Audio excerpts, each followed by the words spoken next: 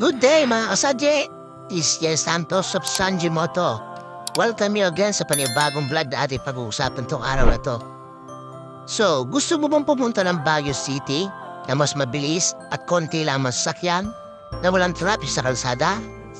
Alam nyo ba na may iba pang daan patungong Baguio City maliban sa nakasanayan nating Marcos Highway na bukod sa malayo ay napaka-traffic? At ang Cannon Road naman na malapit niya palagi naman sarado sa palagiang landslide dito. Kaya sa rides na to, ipapakita ko sa inyo ang isa pang alternatibong daan patungong Baguio City. Ito ay ang Tubao Baguio Road o mas kilala sa pangalang Asin Road.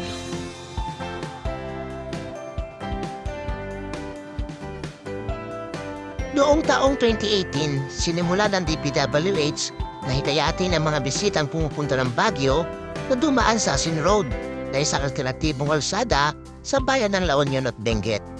Sa bidyong ito, halina't samahan niyo ako na dumaan sa lugar na to upang ma-experience natin ang dumaan sa makasaysayang Asin Tunnel na mag-uumpisa sa Agoo, La Union kung saan matatagpuan ang tinaguriang Eagle of the North at lalakbayin natin ang matataas at tukulikong kalsada hanggang marating natin ang lungsod ng Baguio.